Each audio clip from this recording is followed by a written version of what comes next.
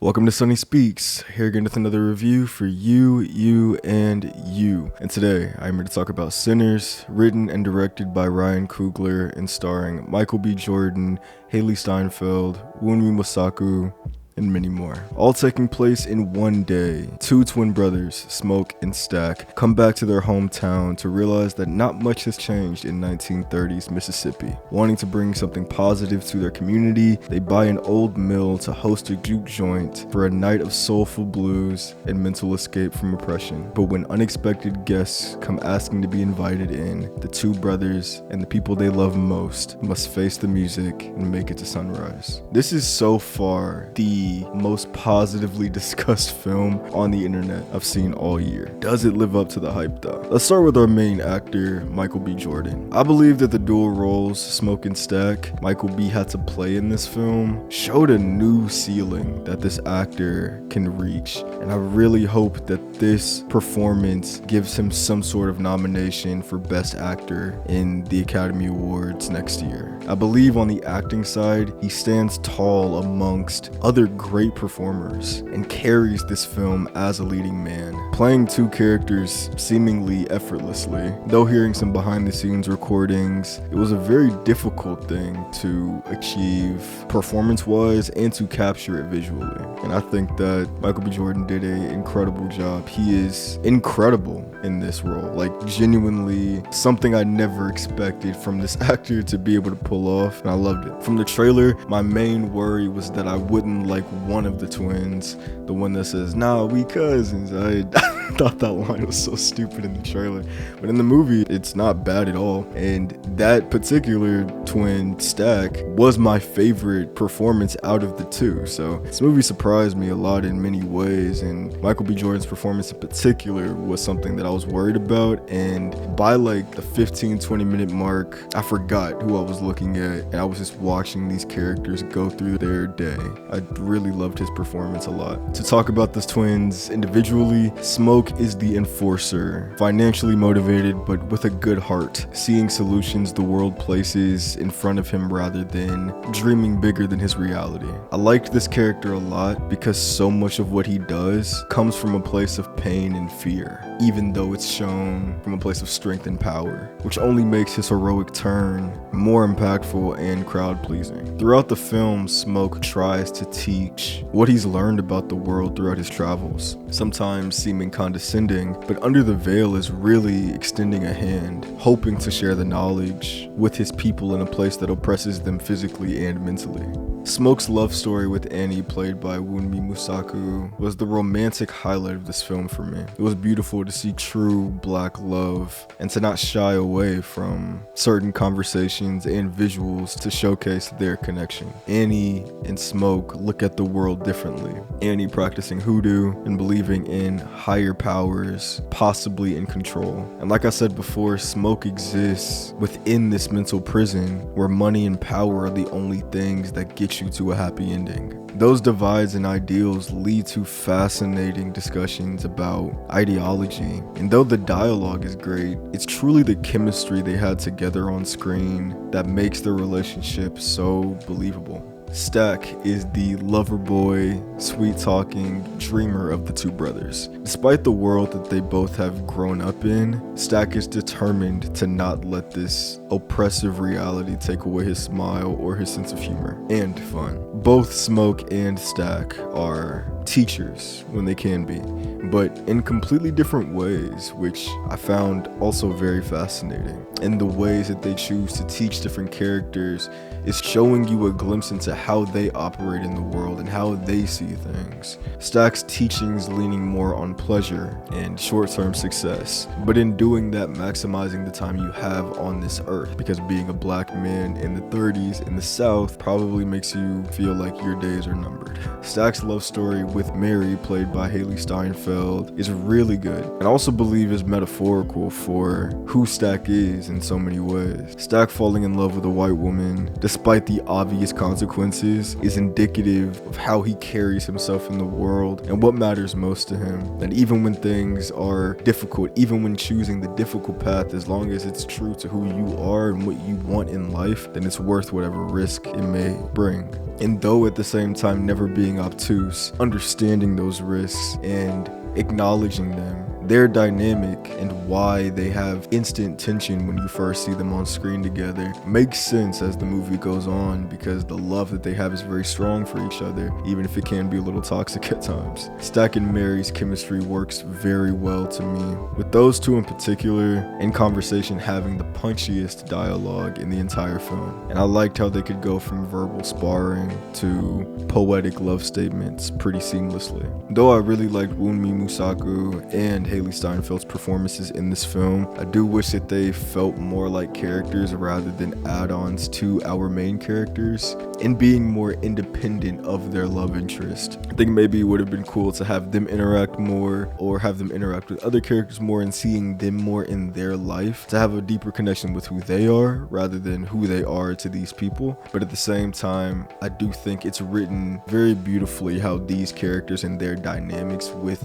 our main characters, Smoke and Stack, reveal so much of who these twins are. And that's just a great writing technique, by showing and not telling you, and having the conversations be expositional even if you can't fully tell that they are. Overall, I liked what they brought to this film. Wunmi Mosaku as Annie, I think really is cool how she brings in the spiritual element of this world rather than the dark forces being that, and showing it in a more positive light.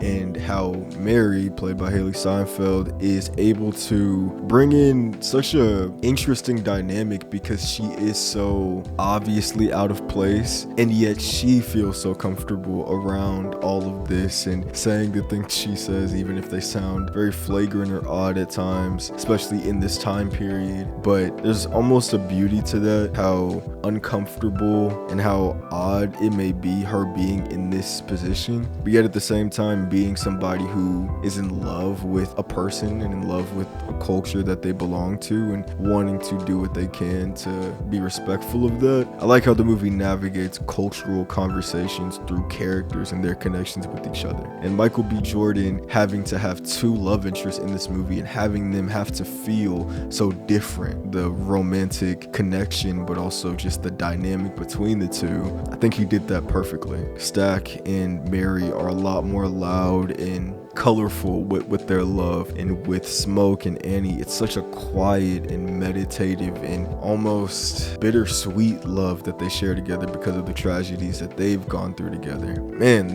all three of them did such an incredible job as far as the love, how that was portrayed in this film. The dialogue between Smoke and Stack throughout the film is powerful to me, because it shows such a strong bond and love between two brothers. And despite the history they hold not being the most positive in their hometown, they shoulder the guilt and consequences together in such a honest and loving way. And I just love seeing black love shown in real ways rather than in pandering or in dismissive ways that I feel like a lot of movies do, but showing how black men navigate love for each other. I think it was really well done. One of the first stops the brothers make when arriving back in Mississippi is picking up their little cousin Sammie, played by Miles Caton, who is basically the heart of this film in so many ways. It is crazy to me that this is Caton's first movie role, because if he didn't execute like he does in this film, a lot of this would have fallen apart completely. Miles Caton does a great job,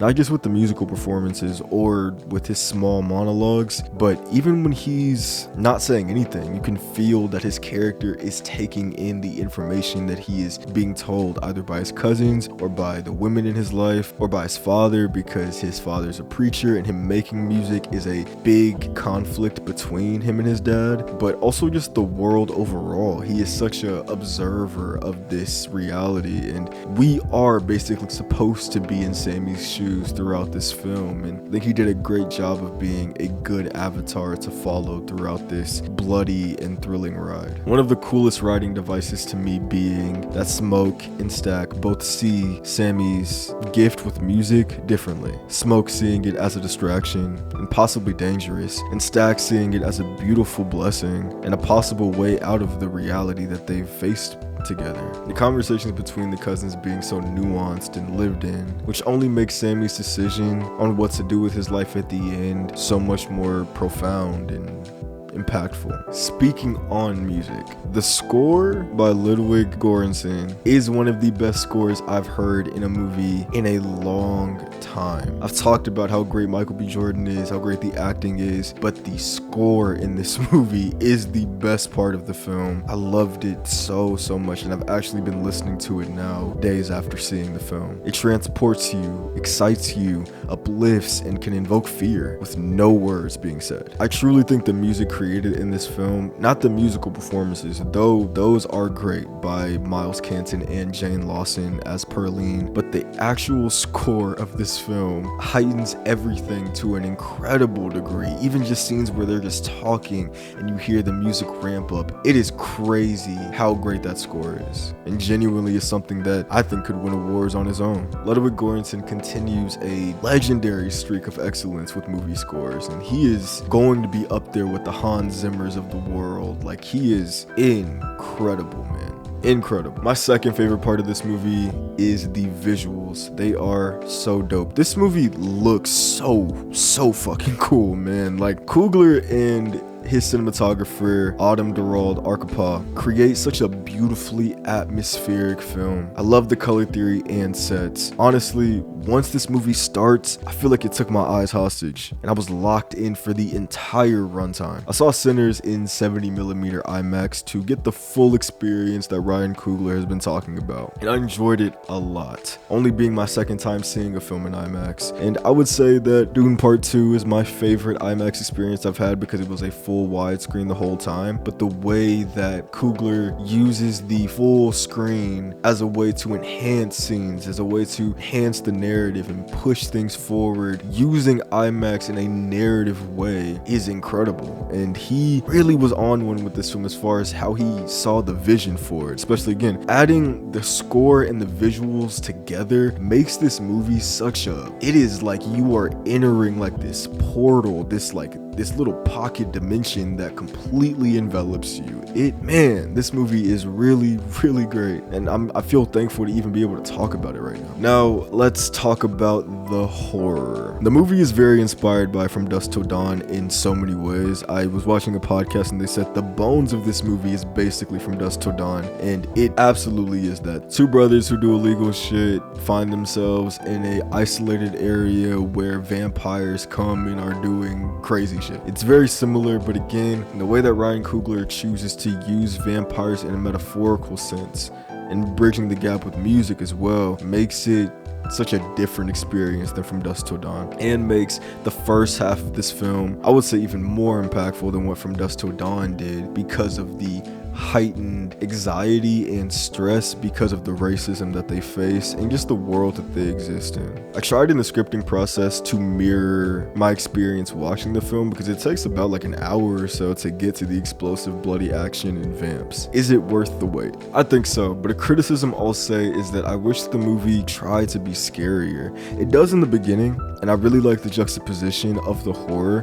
During the day, you're faced with Jim Crow and fragments of slavery still present, and during night, you are met with these culty vampires who love music trying to get our characters to drink the Kool-Aid. But I wish the movie did try to lean into more horror elements because it has so much at its disposal. It feels very Jordan Peele inspired in that regard, where the horror is present, but it's not trying to scare you, which I wish it was. I do. The vampires themselves are pretty fire. The way Coogler wrote the script plays into what you might know about the vampire mythos already, but then having that be metaphorical to white people with power seeking disadvantaged black people because of their gifts, and not being truly honest, feigning partnership when really they want control. Their eyes glow, which adds a cool effect when they are around or when they're shrouded in night. Sometimes it did come off cheesy to me, but overall I did enjoy it, and I liked the uniqueness of how they showed it with different vampires having different color eyes. I just liked that little small visual. And the body horror really works because these vampires can take some damage, and the movie does not shy away from them being able to bounce back from a lot of different things. I like monstrous vampires. obviously people have their preferences here and there, but that was one of the things I liked about Nosferatu from last year, was the monstrous way that Nosferatu looked. And I think in this movie, even though they look like people, they move very menacing at times. And again, the way that they take damage, the way that they are able to exist with all these crazy injuries does make them seem otherworldly and scarier, even though again, I don't think I was ever really scared, and I don't think this movie tries to scare you as much as I wish it did. I also will say the practical effects, because of how much damage the vampires can take, was really cool, and certain deaths were really cool because of the practical effects that they used in this film. Sinners is also a very sexual film, which I didn't expect at all, but I like that the movie doesn't shy away from that, especially with Black Love, again referencing Smoke and Annie. I like that they have a sex scene, but it's not gratuitous, it's not fetishization, it's just showing people giving love to each other and making love together.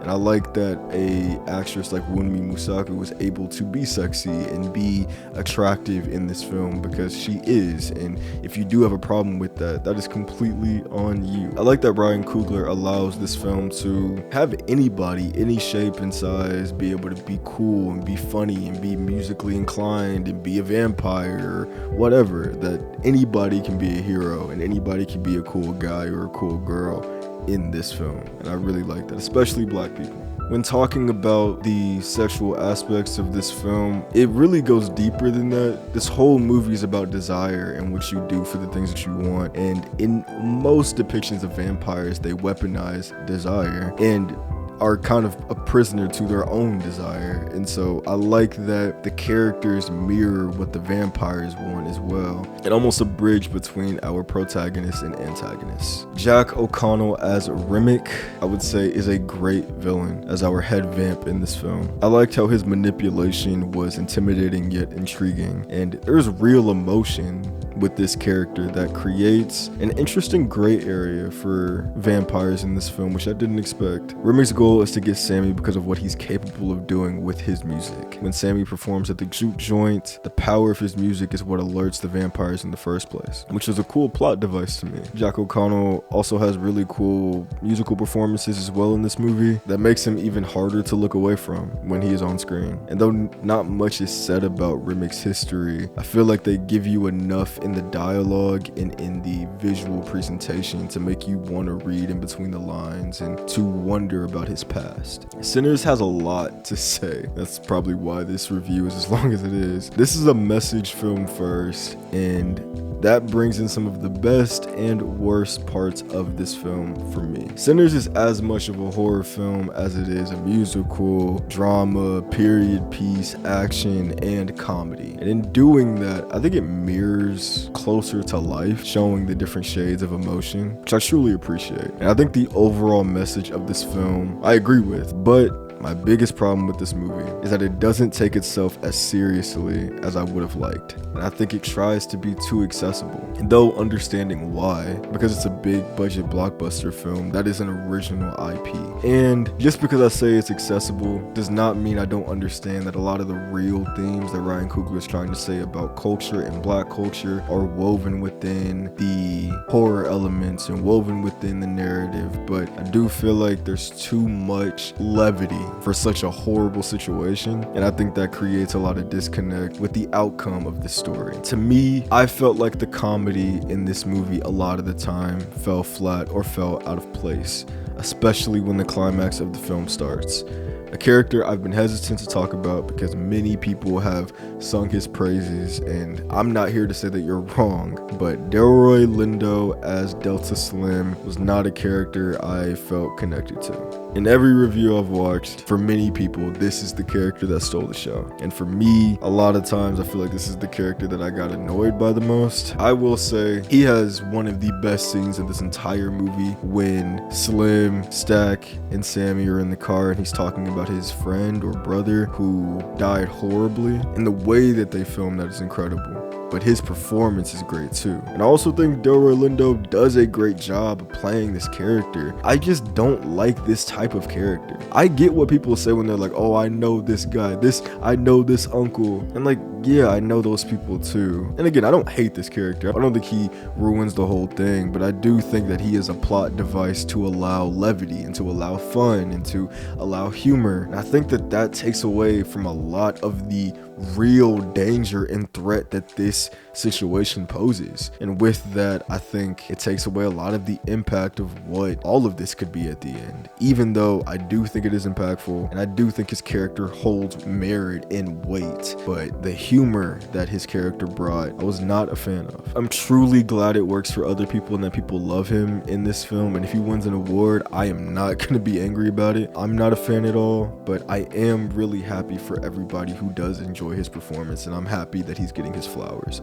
I really am. When it comes to the movie being accessible, to explain that a little further, there are certain scenes in this film that feel like they are saying something bigger than the rest of the movie is. And I think it feels that way because the rest of the film tries to comfort you throughout. I wish the film wanted to live in some harsher realities and challenged the audience, not really with gore, but with morality and choices based on character motivation. But I think the movie chooses safer options and tries to go for the joke too many times for my liking, for it to be greater than it is. Overall, I would give Sinners a partly sunny rating. I've thought about this movie so much after seeing it the first time, and I'm gonna go see it again. And honestly, I can say this is the best movie I've seen so far in 2025. We are only in April. I don't think that's saying much, but this movie is something worth experiencing. This is a cinematic experience. My favorite that I've had so far this year, and I hope that you guys go see it because there's so much here that is worth talking about and worth discussing and worth perspective. I think this is Ryan Coogler's best film.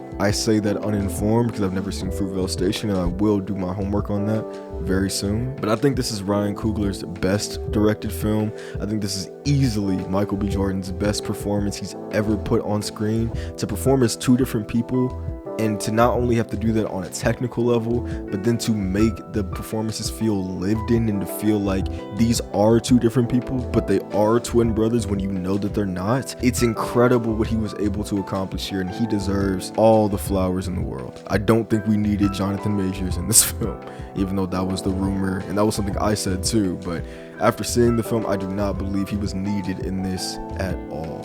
Smoke and Stack are some of my favorite characters that I've seen on screen so far this year, and I'm really excited to see Micheal B. Jordan's career moving forward because he impressed me so much. This is the best vampire movie I've seen in a long time. Better than Nosferatu, no hate, but if you watch my videos, you knew I was going to say that. Using vampires metaphorically and literally, and juxtaposing them and their immortality with the immortality of music and how that can transcend time, like, that is insane writing. That is like, and there's so much more I could say about this film, but there are other videos like that on the internet to break down and to look further into every hidden detail. I just want to leave you with this. If you haven't seen Sinners, I won't say you'll love it, but I will say that it's worth your opinion. It's worth seeing with your own eyes and not listening to the masses. Really go into your showing if you do go see it and have an open mind and really think about what you're seeing, because I think that the creators of this, the artists a part of this entire experience, really want you to think, really want you to ponder about what is happening here and why these things are important and what they mean metaphorically and literally. As you can tell, I enjoyed it a lot. This has been my review of Sinners. If you have seen Sinners, let me know what you think in the comments down below, because perspective is key. If you haven't seen Sinners, let me know if this review makes you want to go see the movie or not. Like and subscribe. Thank you for watching. Thank you for being here. I'll be back again, and peace.